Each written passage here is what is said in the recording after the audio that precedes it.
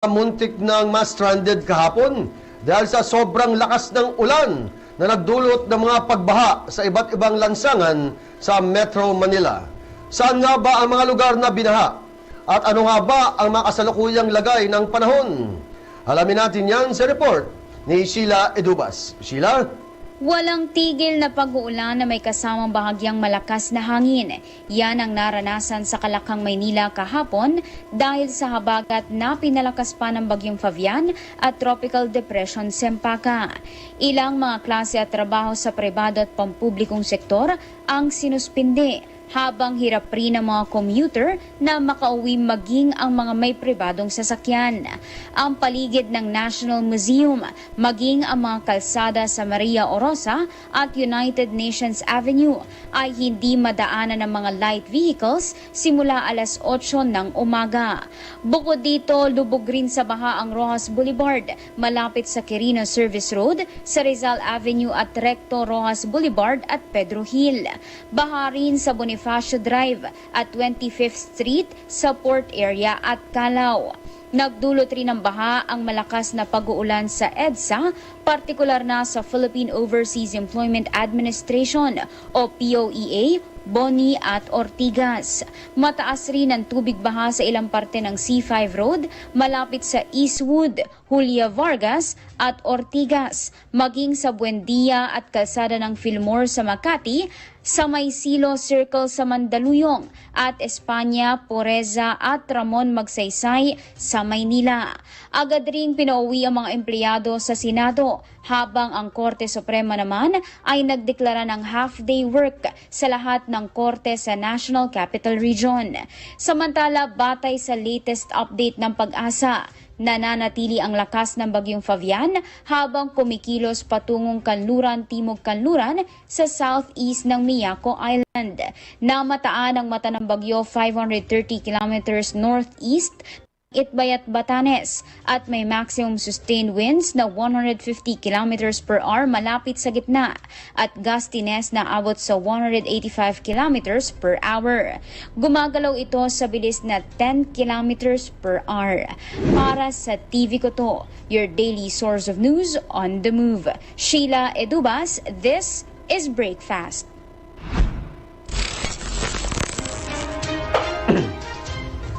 Posible nga bang naghuhukay ng langis ang bansang China sa West Philippine Sea? Ito ang tanong ng mga mangingisda matapos matagpuan ang equipment na may markings ng China sa Pangasinan na pinaghinalaang ginagamit ng Chinese sa kanilang pagsasagawa umano ng oil exploration. Detalye ng mga balita mula kay Sheila Edubas. Sheila? Iniimbestigahan ngayon ng Department of National Defense ang oil exploration equipment na may mga Chinese marking na natagpuan sa Pangasinan. Ayon kay Defense Secretary Delfin Lorenzana, naipadala na ang equipment sa Department of Science and Technology o DOST para malaman kung totoo bang pag-aari ito ng China at kung ano ang gamit ng mga equipment. Pero ayon sa ilang maritime experts, ang natagpuan ng mga mangingisda ay Ocean Bottom Seismometer o OBS na ginagamit sa oil exploration. Pahayag ni Lorenzana, hihintay nila ang resulta ng investigasyon bago gumawa ng hakbang. Batay sa report, ang equipment ay natagpuan 129 nautical miles hilagang kanluran ng Infanta, Pangasinan noong July 1. Nakita ito ng mga mangingisda na palutang-lutang at umiilaw. Bago ito, sinabi ni Pangulong Rodrigo Duterte na magpapadala siya ng military warships sa West Philippine Sea kapag nagsimulang maghukay ng langis ang China sa maritime territory ng bansa.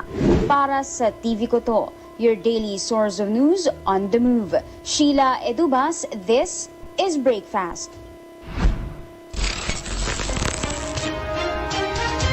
Lumapag na sa Mactan International Airport sa Cebu ang mga bagong dating na Pfizer vaccines, kung gaano karami ang mga dumating na doses ng bakuna at kung saang lugar ipamamahagi ang mga bakunang ito. Alamin natin yan sa report ni Vien Dacles. Vien? Dumating na sa bansa ang mahigit kalahating milyong doses ng Pfizer-BioNTech vaccines. Lumapag na sa Mactan, Cebu International Airport ang 511,290 doses ng Pfizer vaccines bandang alas 7:00 kagabi. Ayon kay Vaccine Czar at Chief Implementer ng National Task Force or NTF against COVID-19, Secretary Carlito Galvez Jr., 51,480 doses ng bakuna ay ipamamahagi sa Cebu habang ang natitirang 459,810 doses ay ipadadala sa NAIA Terminal 3 sa Pasay City. Paliwanag pa ni Galvez, ang Pfizer vaccine ay dapat ihatid muna sa main hub ng Luzon, Visayas at Mindanao para mapreserba ang efficacy rate ng bakuna. May sensitive characteristic raw kasi ang Pfizer kapag hinahatid ng direkta sa mga cold storage warehouse ng mga ito. Bukod sa Pfizer jabs, inaasahang darating rin ang higit sa 3 milyong doses ng Sinovac vaccines mula sa China sa Huwebes at Biyernes. Para sa TV Kuto, your daily source of news on the move. Vien Daclas, this is Brakefast.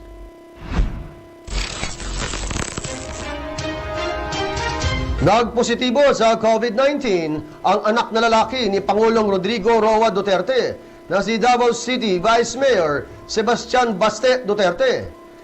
Hindi naman nagpatinag ang pamilya ni Pangulong Digong at nagkamustahan gamit ang video call. Alamin natin ang detalye sa balitang hatid ni Victor de Guzman. Victor? Kinumpirma ni Mayor Inday Sara Duterte Carpio na positibo sa COVID-19 si Davao City Vice Mayor Sebastian Baste Duterte. Ayon sa in-upload na larawan sa Facebook post ng alkalde, sa video call na lamang muna nag-uusap ang pamilyang Duterte mula nang malamang positive sa COVID si Baste. Present rin sa video call ang iba pang pamilyang Duterte tulad ni Davao City 1st District Representative Paulo Duterte, Pangulong Rodrigo Duterte at dating asawa nito na si Elizabeth Zimmerman. Ayon sa inilabas na data ng Octa Research, ang Davao City ay isa sa mga nangungunang local government unit na may pinakamaraming naitatalang bagong kaso ng COVID-19 sa bansa. Nasa high-risk area category na rin ng Octa Research ang lugar, kasama ang Cebu City, Iloilo, Bacolod, Makati, Cagayan de Oro, General Santos, Baguio, Taguig, Lawag at Mariveles. Para sa TV Kuto, your daily source of news on the move, Victor de Guzman. This is Brakefast.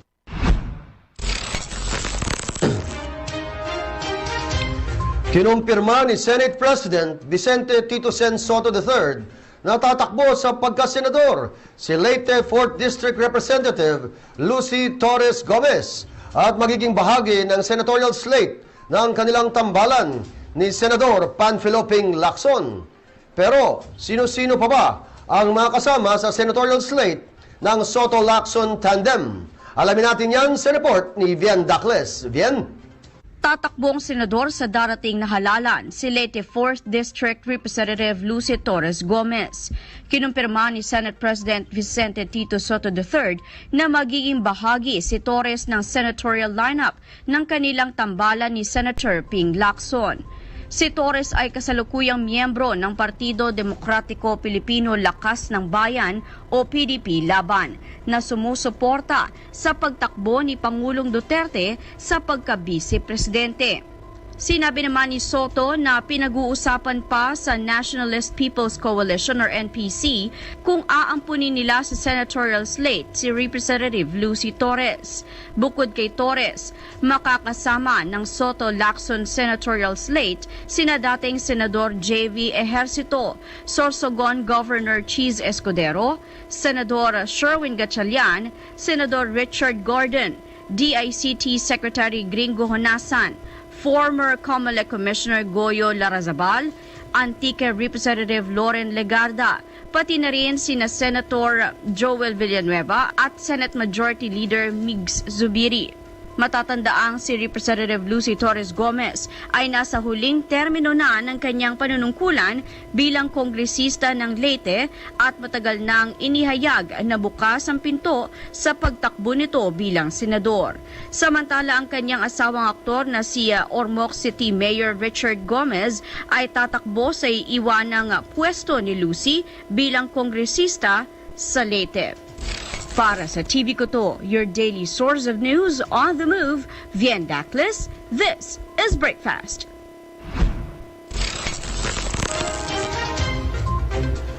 Mamaya sa ating pagbabalik, iatid namin ang papang mga balita sa iba't ibang sulok ng bansang Pilipinas at ng buong mundo.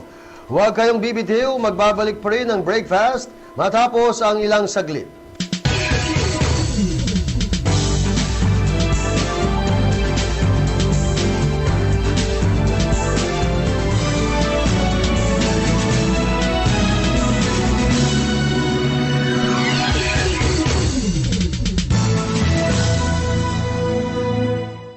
Welcome back, and nandito pa rin tayo ngayon sa Brakefast with Bonito. Minus po muna tayo kay Niño Padilla. Ako po muna yung makakasama ulit, Sheila Edubas. At syempre may makakapanayan po tayo ngayong umaga mula sa Meralco, ang Media Relations Officer ng Meralco na si Sir Marco Manalak. Magandang araw po.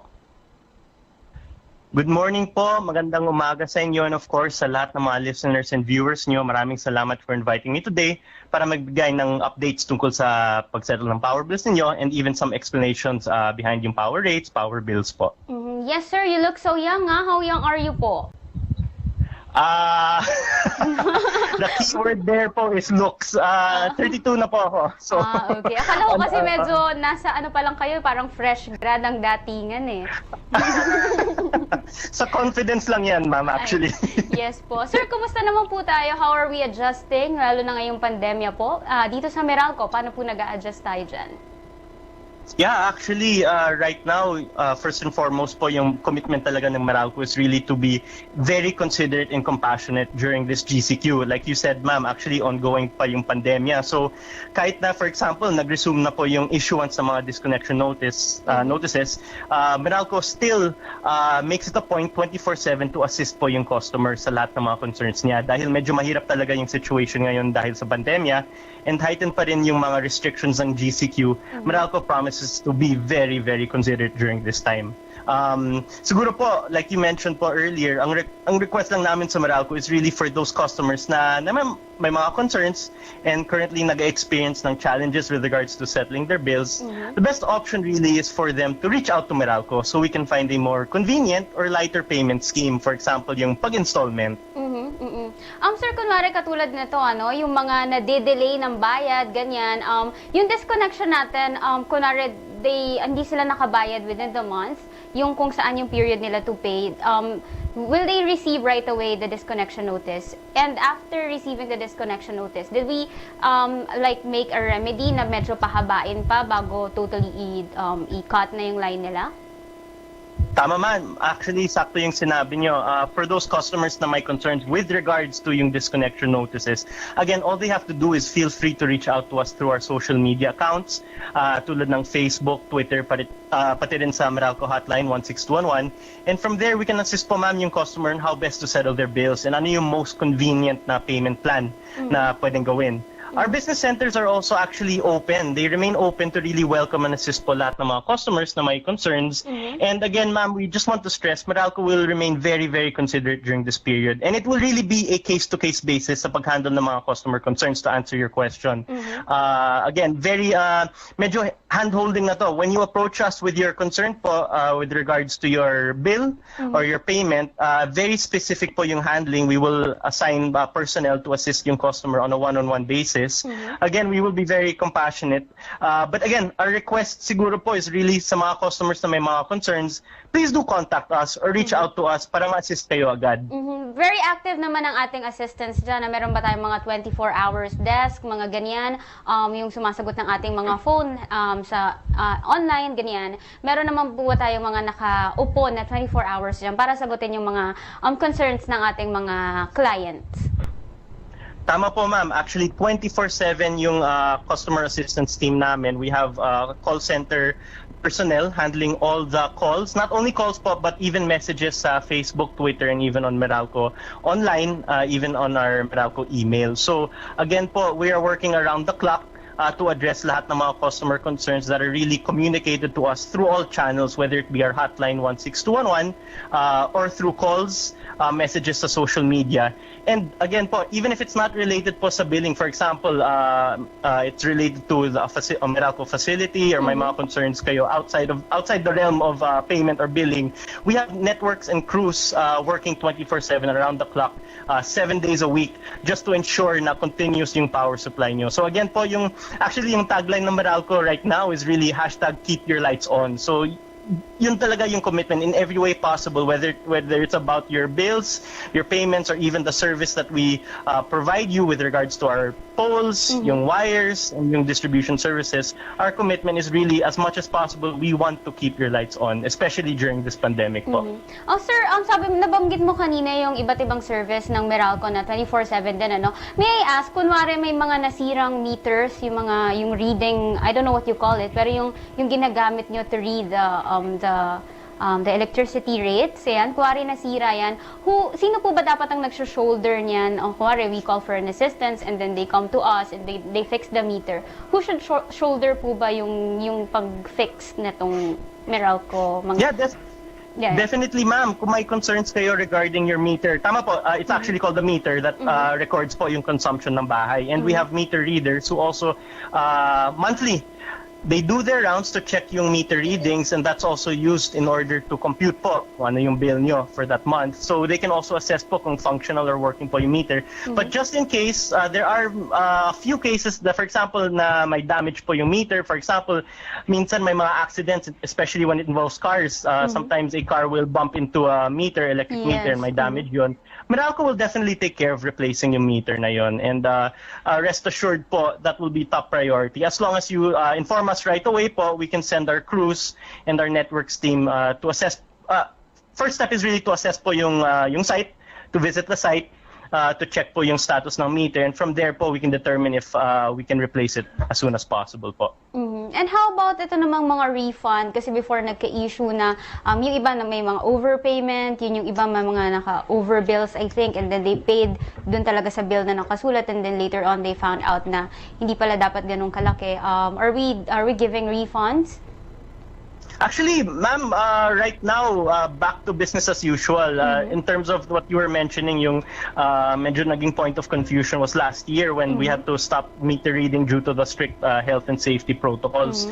But right now po, fully applied na lahat ng mga adjustments to our customers' bills, whether or not they applied for the refund or got it through cash in terms of visiting the business center.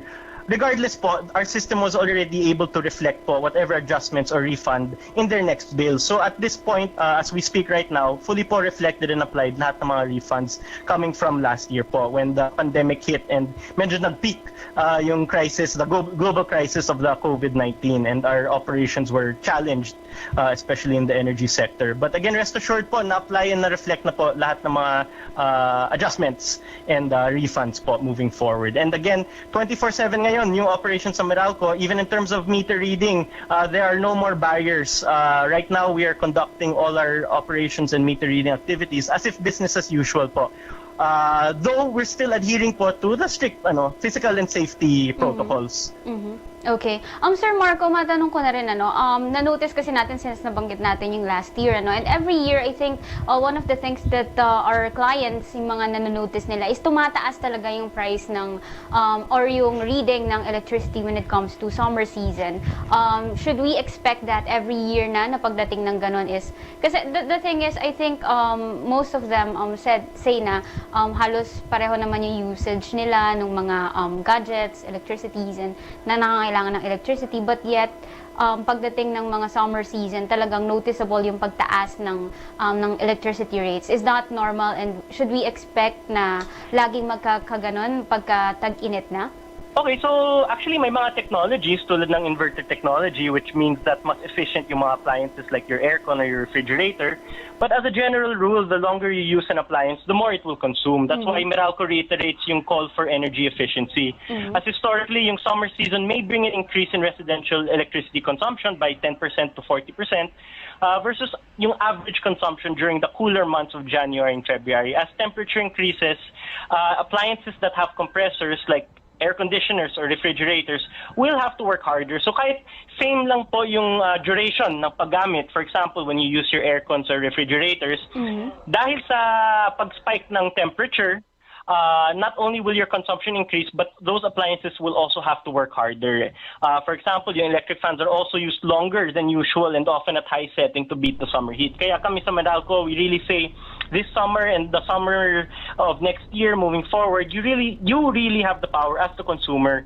Meralco encourages its customers to continue practicing energy efficiency initiatives at home to be ready in managing their consumption.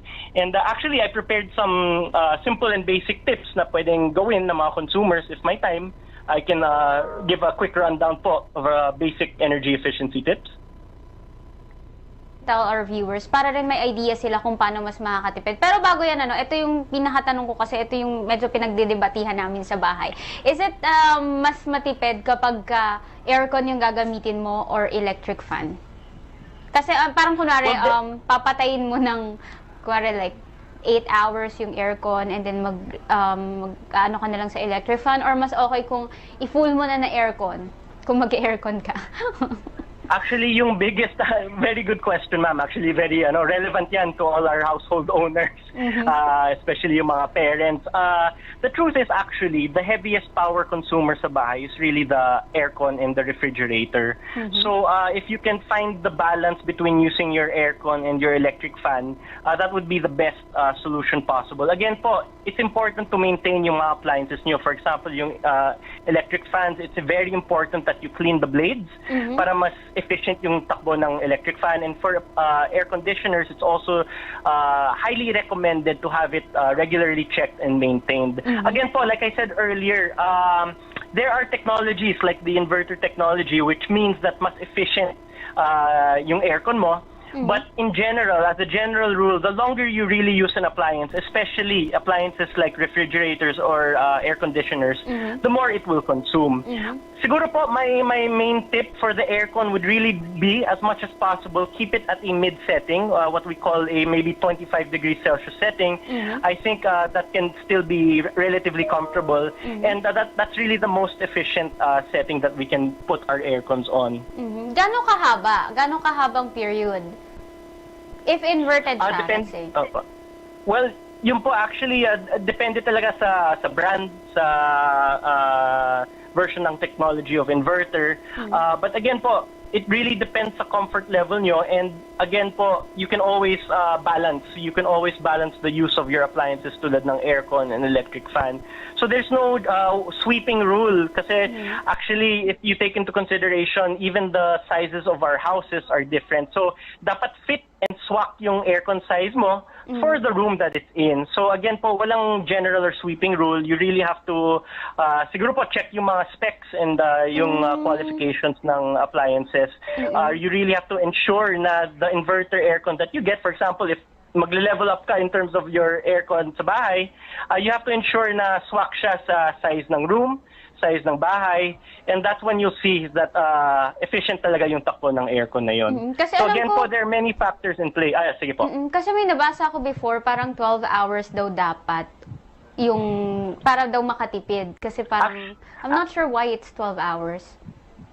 Yun po, actually, many people recently itong summer followed that advice, and they noticed na nag-spike pa din yung power bills nila.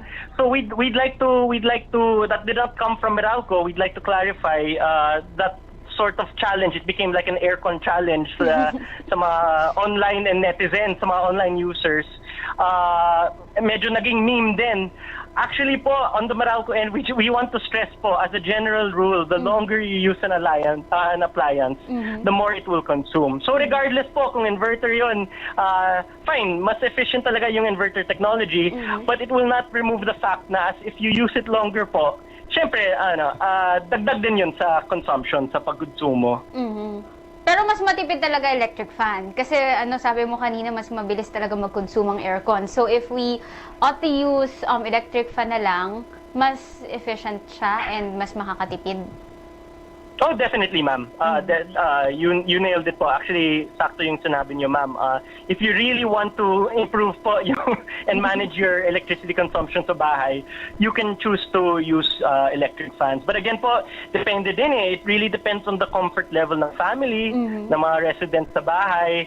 But again po, if you really want to use an aircon, what we suggest on the Meralco end is really to set it at a mid-setting. And usually, yung mid-setting na yun is a 25 degrees Celsius setting. Okay, Ito naman, Sir Marco, medyo ibang topic din to, pero related din naman dito sa paggamit ng electricity. Kasi 'di ba ang Meralco, it's more of the electricity, yun nga po. And now, people are proposing for the renewable energy. So how is Meralco taking this? Do you plan to adjust as well to renewable energy?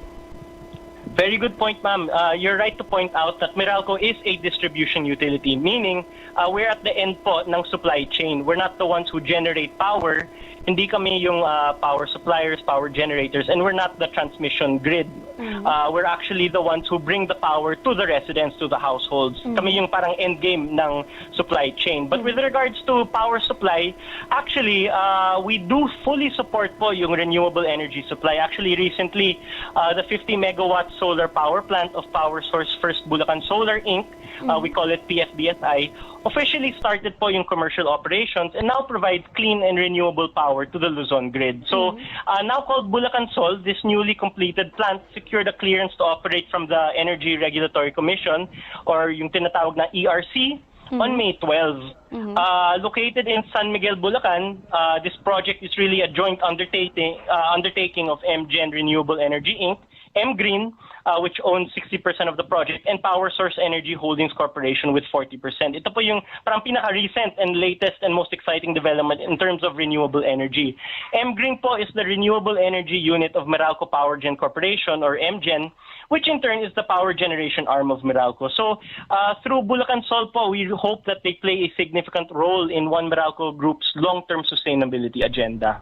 So technically, hindi naman makaapektuhan ng Meralco if ever na magkakaroon ng changes when it comes to, katulad nga niyan, tanggapin na ng ating mga kababayan itong renewable energy, or talagang igamitin na natin itong renewable energy. Walang magiging masyadong effect ito sa Meralco. Okay po, so actually, yes po, kami sa energy sector, we're very committed to really being technology agnostic, meaning that we will find the best energy mix from all possible sources po. So we will fully support po yung renewable energy push, as well as ensuring that we find the right mix and balance in terms of our other power suppliers, for example, those that use yung coal, yung nat gas, and other sources of energy po. Again, yung commitment ng Meralco is really to find the best power sourcing strategy in order to provide reliable power at the lowest possible cost po. But in terms of renewable energy, we very much support po yung push to use alternative sources of power po. Oo, ayan sir, naku, ang dami-dami naming natutunan sa inyo.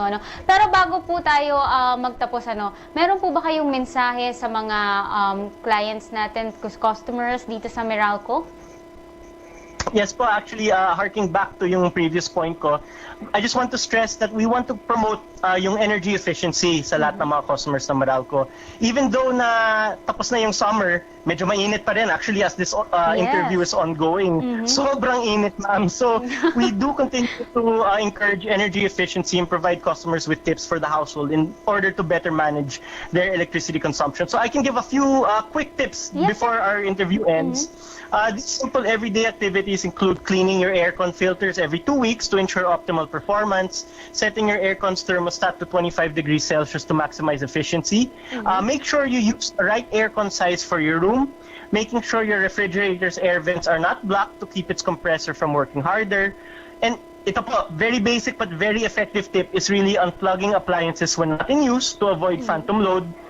using a power strip to make it easier and more convenient to turn appliances off simultaneously with just one switch. And of course po, yung pinaka-basic na tip is really maximizing natural light during daytime. So if malakas naman yung araw, very bright and sunny po yung area nyo, especially sa bahay, you can feel free to switch off yung mga ilaw nyo, switch off the lights, and maximize po yung natural light. So again, all our tips are found sa Meralco website. You can find it also in our Meralco Facebook page. And again, I guess to end po yung interview, I just want to encourage customers for any concerns whatsoever it may be, whether it be regarding po yung bill ninyo, yung service nyo, yung power situation sa area nyo, or even energy efficiency tips, do feel free to reach out to us po at our hotline 16211 and sa lahat ng mga social media accounts tulad ng Facebook, Twitter, even through our website, Meralco website. Very accessible po. We have personnel working 24/7 around the clock to really assist po customers, especially during this pandemic na medyo mahirap talaga yung situation. Yes, We commit sir. to keep it on. Meron akong isang tip. Ewan ko kung papasok. Charot. Maligo Go lang po. araw-araw. Diba? Para, I mean, it will prevent you from acquiring COVID-19, and at the same time, it will help reduce energy because, of course, hindi ka na mag-aircon and mag-electric fan if you take a bath. Very, very good tip, ma'am. Isama niyo yan. Right So, down. Note ko yan sa materials, sa upcoming materials namin. Ayan. Okay, sir. Maraming salamat. Marami kaming natutunan, and syempre, sana makasama ulit namin kayo sa iba pa naming mga episodes dito sa Brakefast with Bonito. Maraming salamat, ma'am. Thank you so much for having me. Anytime po. Ingat, take care. God bless po. Okay, maraming salamat at nakasama natin sa linya si Sir Marco Manalak, Media Relations Officer ng Meralco. Mamaya sa pagbabalik ng Brakefast, marami pa rin po tayong pag-uusapan. Dyan lamang kayo.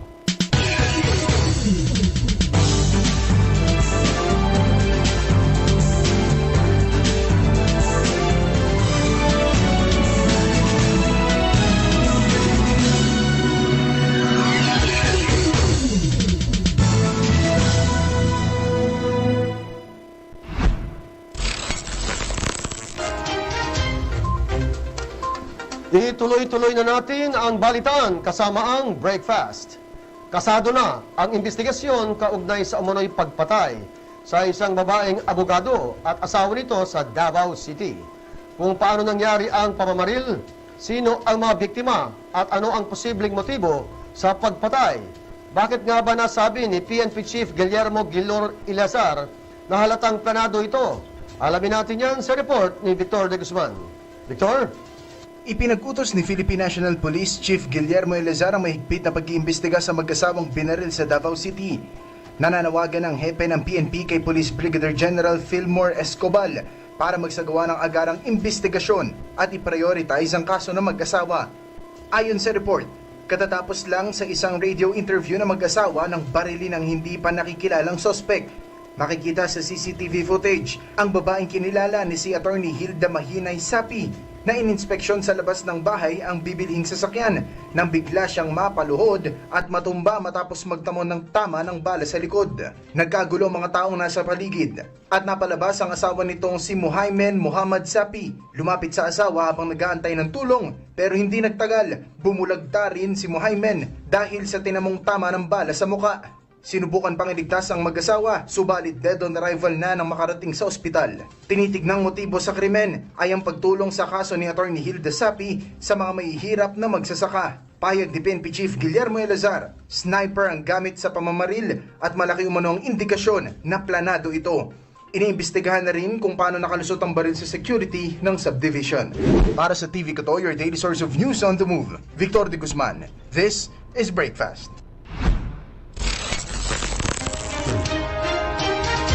Para naman sa ating trending news, isang lolo ang patunay na hindi hadlang ang edad para makapagtapos sa kanyang pag-aaral. Ito ay matapos gumraduate sa high school ang isang lolo na nakakuha pa ng second honors. Kung sino ang lolong ito, alamin natin yan sa trending news ni Victor de Guzman. Victor?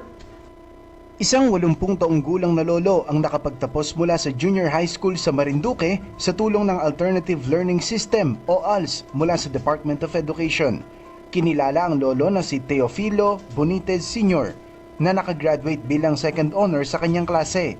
Ayon kay Teofilo, hindi hadlang sa kahirapan o problema sa buhay ang edad at siya ang patunay. Hindi pa rito nagtatapos ang mga pangarap ni Lolo Teofilo dahil itutuloy niya ang pag-aaral hanggang sa makapagtapos ng senior high school at college sa kurso na journalism o kaya ay political science. Nakikwento naman niya ang dati niyang pagpunta sa Maynila na kung saan ay naging isa siyang newsboy sa National Press Club. Sa ngayon ay mayroon ng 882 reactions, 176 comments at 361 shares ang post na ito mula kay Chona Recto. Para sa TV ko to, your daily source of news on the move, Victor de Guzman. This is Brakefast.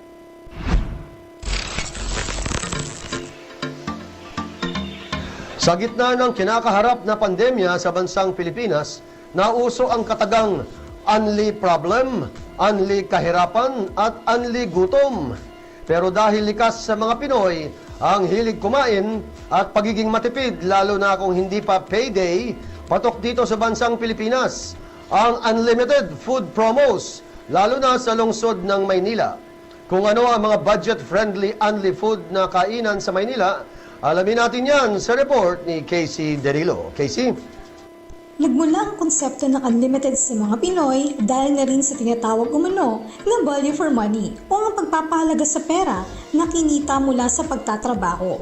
Gayon din ang ginagawang mga paraan ng mga negosyante para na rin makahikayat ng mas marami pang customers na kung saan bago pang pandemya ay talaga nga namang nauso na ang unli rice, unli bottomless iced tea, unlimited text promos, at kung ano-ano pang mga unlimited na papatok sa mga buyers. Siyempre, hindi magpapahuli dyan ang lungsod ng Maynila. Hindi lingid sa kaalaman ng lahat na ang Maynila ay naging sentro rin ng kalakalan at negosyo sa nakalipas na taon. Hindi matatawaran ang mga negosyong pumapasok sa lungsod na kung saan tiwala ang karamihan sa mga negosyante na mamuhunan dito sa Maynila. Tara, ikutin natin ang ilan sa mga unli food na kainan sa lungsod ng Maynila. Kung mahilig sa maraming choices o pagpipilian, hindi sa jowa kundi sa pagkain, tara na, sa kanto tayo. Literal na nakaka-good vibes ang pangalan ng kainan na ito at ito'y matatagpuan sa Espanya, Sampaloc, Manila, malapit sa UST Field. Mayroong 16 na unlimited food na pwede mong kainin dito, gaya ng chicken na may 11 flavors. Kasama rin sa unlimited ang carbonara, spaghetti, Pinoy street food, Hungarian sausage, sandwich, rice at marami pang iba. Habang unlimited din ang soft drinks, juice at milk tea with no pearls. Sa halagang 300 pesos all-in na, unlimited food na. O diba sulit? Bukas ang kanilang kainan ng alas 2 ng hapon hanggang 11:30 ng gabi. Perfect na lugar para sa mga nagugutom na. Sa mga hindi uso ang pagdadiet, kaya alat na. Pero kung trip naman ay may unli pizza na pwede rin ng unli wings, unli pasta, unli juice at unli fries at rice, nariyan ang legendary wings sa Austria Street, Sampaloc, Manila. Ang kanilang chicken wings ay may 14 na flavors na pwede pagpilian. Napapawaw ang karamihan sa mga bibisita dito para kumain dahil sa halagang 249 pesos ay unlimited food na. Bukas sa publiko ang legendary wings mula alas 11 ng umaga hanggang alas 10 ng gabi. Isama na ang iyong lover o barkada para sa isang sulit at masayang food trip. Dumako naman tayo sa isa pang nakakajabis o nakakataba na unlimited food at Instagrammable ng lugar. Pabiro pa ng kataga ng ilang mga bumisita dito na papasok ng titit at lalabas kang jubis. Ito ay ang Jujubis Kati sa Santa Ana, Manila. Bukod sa catchy nito, agaw pansin din ang magandang lugar. At ang best part, sa halagang 299 pesos ay matitikman mo na lahat gaya ng unlimited pizza na double cheese, pepperoni at Hawaiian.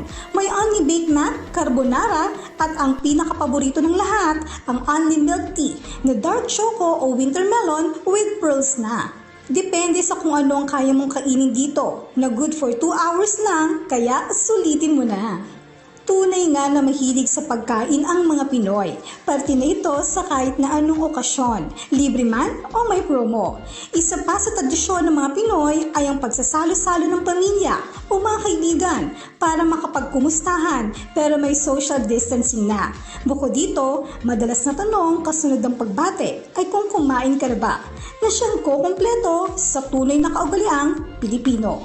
Kaya naman sa gitna ng pandemya, sama-sama nating ibangon ng turismo at negosyo na habang masayang kumakain o namamasyal ay sumusunod sa ipinatutupad na health protocols. Para sa TV ko to, your daily source of news on the move.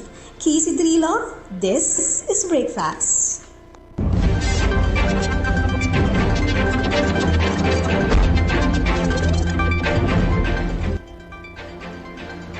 Babala sa mga pamilyang namamasyal at nagpupunta sa beach, lalo na yung may mga dalang sanggol.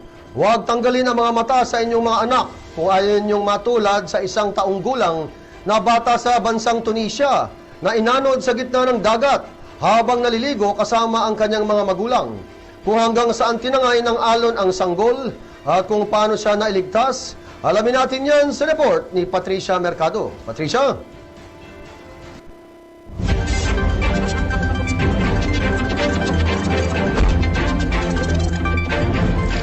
Aksidenteng inanod papalayo sa malalim na parte ng beach ang isang taong gulang na bata sa Tunisia. Tinangayang sanggol ilang milya ang layo mula sa dalampasigan ng Kelibia Beach matapos makaligtaan ng kanyang mga magulang. Makikita sa video footage ang paghila ng isang rescuer sa sinasakyang salbabida ng bata para mailigtas at maisakay sa jet ski. Maswerte namang walang nangyaring masama sa bata at nagpasalamat naman ang mga magulang nito sa agarang aksyon ng mga otoridad. Mahigpit na pinapaalalahanan ng mga otoridad ang mga magulang na maging mapagmasid at huwag isugal ang kaligtasan ng bata lalo na't pabago-bago ang panahon sa lugar. Samantala sa iba pang balita, nag-adventure sa kalawakan si multi-billionaire Jeff Bezos gamit ang sariling rocket at capsule system ng kanyang sariling kumpanya.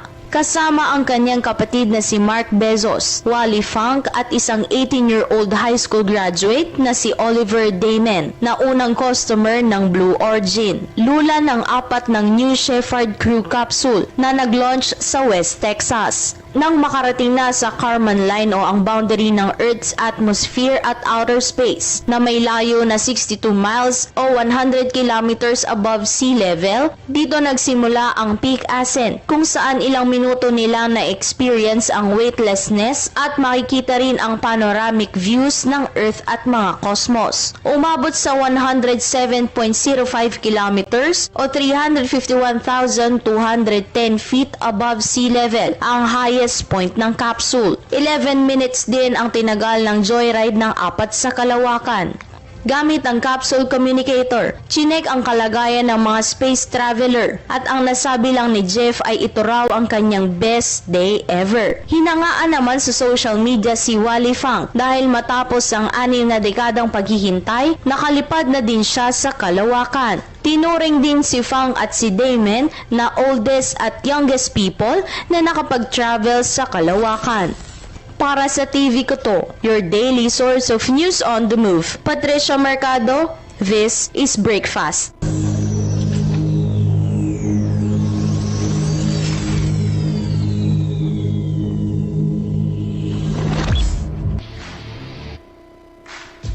Milwaukee Bucks, tinanghal na 2021 NBA Champions. Detalye sa balitang yan mula kay Carl Valencia. Carl?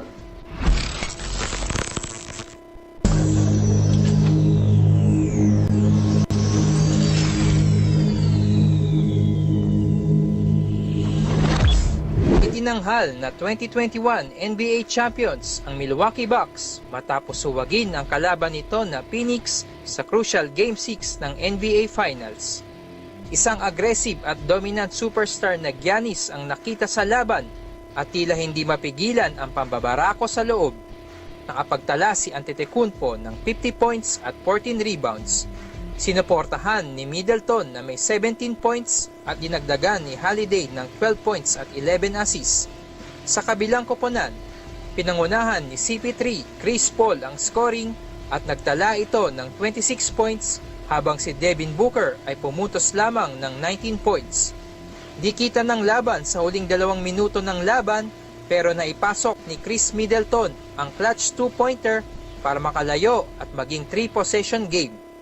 Hindi na nakahabol pa ang Phoenix dahil sa mahigpit na depensa ni Greek Freak at nahirapang makapuntos sa loob. Panalo ang Milwaukee Bucks kontra Phoenix Suns sa score na 105-98 para mag-uwi ng Larry O'Brien Trophy at tanghaling 2021 NBA Champions. Itinanghal naman na Bill Russell Finals MVP Award si Giannis Antetokounmpo. For the first time in 50 years, balik ang tropeyo sa koponan ng Milwaukee Bucks. Para sa TV ko to, your daily source of news on the move. Carl Valencia, yes sir! This is Brakefast!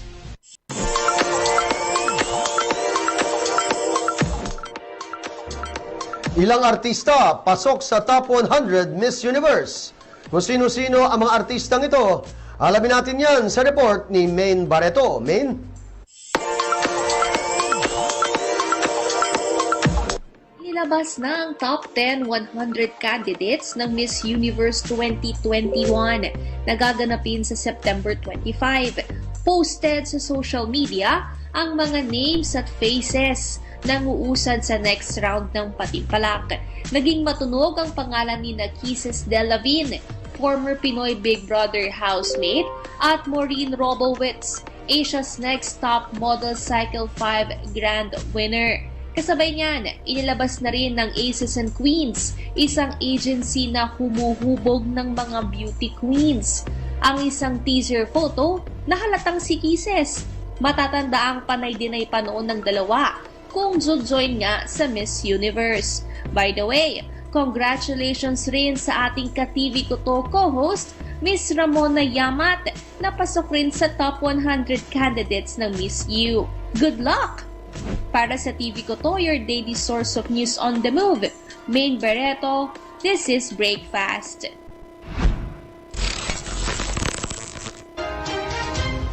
At yan po ang kabuuan ng isa na namang agahang siksik sa impormasyong balitan at malamang talakayan. Sa ngalan ni Bonito at sa buo-buo ng Brakefast at TV ko to, ako ang inyong nakasama, Emilio Ramon, Ejercito. Hanggang bukas po, magsama-sama tayong muli. Magandang